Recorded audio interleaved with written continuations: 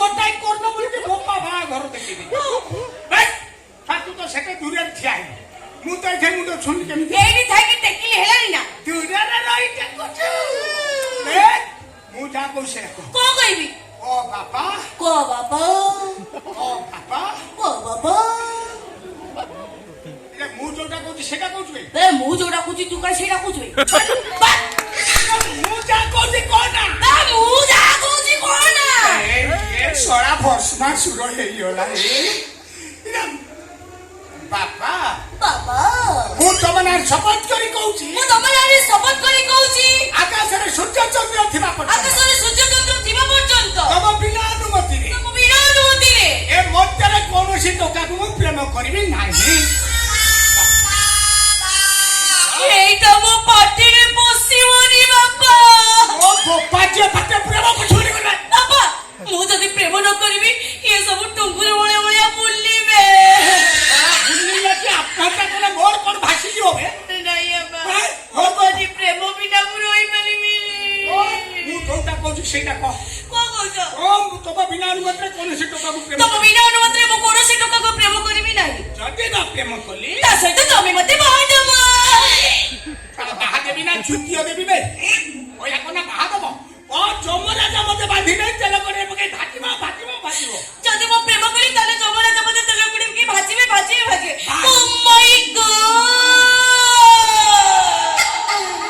ବାପା ଏଥର ତ ଖୋଲି ଦିଅ ନା ତମେ ଏମିତି ବାନ୍ଧିକି ଟଣାସର କରୁଛ ମାନେ ଗୋଲାପୀ ଦୌଡ଼ ପୁରା ମୋଡ଼ି ପକଉଛି ଝରିବାକୁ ଆସିଲେ ବାପା ଏଇଟା କଣ ଧରୁଛି ମତେ ଭାରି ଡର ଲାଗୁଛି ବାପା ମତେ ଭାରି ଡର ଲାଗୁଛି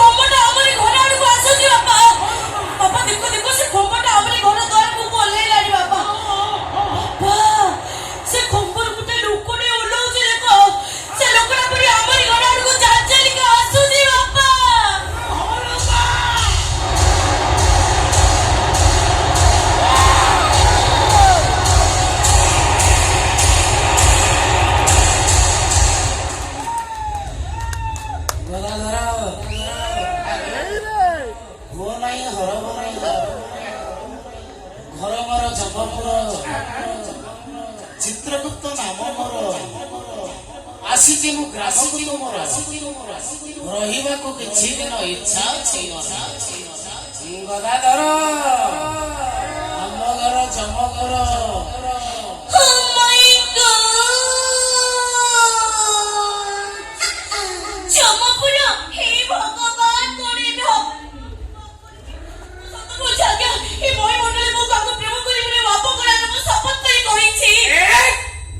সেই শপথ ভিতরে কোটি মিছ রখিদেছি কারণ তো যমরাজা কাইকি চিত্রগুপ্ত সারକୁ ମୋ ଘରକୁ ପଠେଇଥାନ୍ତି କୋଉଠି କଣ ଖର୍ଚ୍ଚ କରିବି ବାପା କଣ କହିବି ବାପା ପଞ୍ଚମରୁ କହିଲା ଷଷ୍ଠ କହିଲା ସପ୍ତମ କହିଲା ଅଷ୍ଟମ କହିଲା ନବମ କହିଲା ଦଶମ କହିବି ତୃତୀୟ ଶ୍ରେଣୀଠୁ ଆରମ୍ଭ କରି +3 ପର୍ଯ୍ୟନ୍ତ କୋଉଠି କଣ କରୁଛୁ କହିବି ତାପରେ ବି ଆପଣ 10-12 ଜଣ ଭିତରିଆ ଅଛନ୍ତି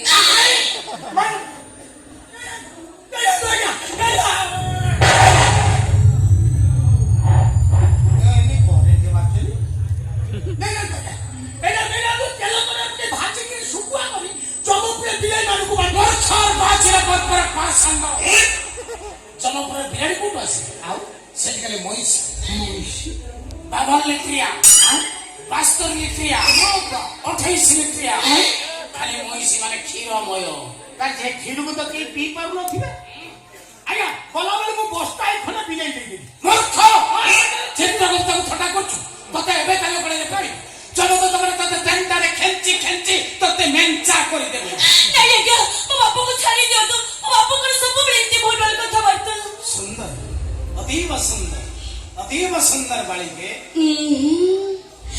ଗୋଲାପୀ ମୋନା ଗୋଲାପୀ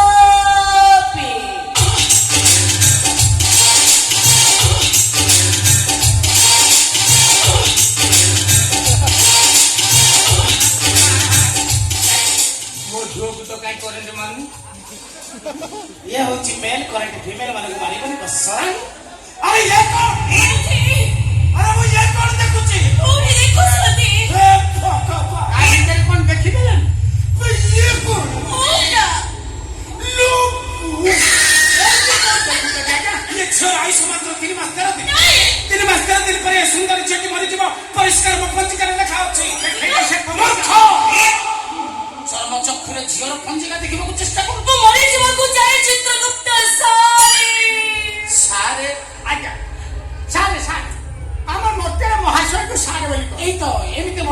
ଶବ୍ଦ ଆମ ସର୍ବ ଲୋକର ଅବୁଝାଇ ରହିଯାଇଛି, ଯୋଉଥିପାଇଁ ଆମ ଦେବଗଣ ମାନେ ବହୁତ ଅସୁବିଧାର ସମ୍ମୁଖୀନ ହଉଛନ୍ତି। ଏଇ କିଛି ଦିନ ତଳେ 2 ଜଣ ଯୁବକ ଯୁବତୀ ଆତ୍ମହତ୍ୟା କରି ସ୍ୱର୍ଗକୁ ଗଲେ। ତାକୁ ପ୍ରଶ୍ନ କରାଗଲା, ତମେ ମନ କେମିତି? ସେ କହିଲେ, ସାର୍ ଆମେ ଟିରେ ଯାଇଥିଲୁ, ରାମ ପଡିଗଲୁ, ଲୋକ ଲଜ୍ଜା ସଇଲା ପରିକି ଦୌଡ଼ା ଦେଇଦେଲୁ ଆଉ ଅନୁଗୁଳ ସାଇଡ ଲୋକ ଗାମୁଛାରେ ଝୁଲି ପଇଲୁ ଯେ ମୋର ଯେ ଅଣ୍ଡାଟା ମୋଟାଟା ଟାଣି ହେଇଗଲା, ମୁଁ ଟେକି ହେଲି, ମୋ ବେକ ସଳଖି ହେଲା, ମରିଗଲୁ ଆଉ। Dating what is dating? ଏ କଥା ଶିବ, ଦୁର୍ଗା, କାଳୀ, ପାର୍ବତୀ, ଗଣେଶ, ସରସ୍ୱତୀ ସମସ୍ତଙ୍କ ପଚରା କେହି ତାର ଆନ୍ସର ଦେଇପାରିବେ। କାରଣ ଆମର ଏବେ ବି ସେଠି Sanskrit medium school, English medium school ଖଣ୍ଡେ ଚଣ୍ଡାଳ କେହି କଲେ ନାହିଁ। ସରସ୍ୱତୀ ଶିଶୁ ମନ୍ଦିର ସେ ବ୍ୟବସ୍ଥା ବି ନାହିଁ। ବାଧ୍ୟ ଯମରାଜ ମୋ ଉପରେ ବିରକ୍ତ ହେବେ, ଚିତ୍ରଗୁପ୍ତ ଏବେ ବର୍ତ୍ତମାନ ଯାହା କଣ କଣ ନୂଆ କଥା ବାହାରିଛି, ନୂଆ ଶବ୍ଦ ବାହାରିଛି, ବୁଝିକାଶ ଆତ୍ମମାନଙ୍କୁ ଦଣ୍ଡ ଦେବାକୁ ସୁବିଧା ହବ। କାରଣ ଆତ୍ମମାନେ କଣ କହୁଛନ୍ତି ବୁଝିପାରୁନାହାନ୍ତି, ଦଣ୍ଡ କଣ ଦଉ? ସେଇଥିପାଇଁ ପଳେଇ ଆସିବି। ହଁ। ଡାଇରେକ୍ଟ ଯମରାଜ ମୋରି ଘରକୁ ପଠେଇଦେବି। ବୁଝିପାରୁନ, ଯେଉଁ ଘରେ ଯମପତି ଭୟ ଥିବ ସେଇ ଘରେ ଲ୍ୟାଣ୍ଡିଂ କରିବା ମତେ ନିର୍ଦ୍ଦେଶ। Oh my God! ବାପା, ବୁଝିଗଲି। তুমি যে বারবার মতে জগন্নাথ কথা শপথ করো না, সেইଥିପାଇଁ ଚିତ୍ରଗୁପ୍ତ ସାର୍ ଆସି ଆମ ଘରେ ଗଳି ପଇଲି।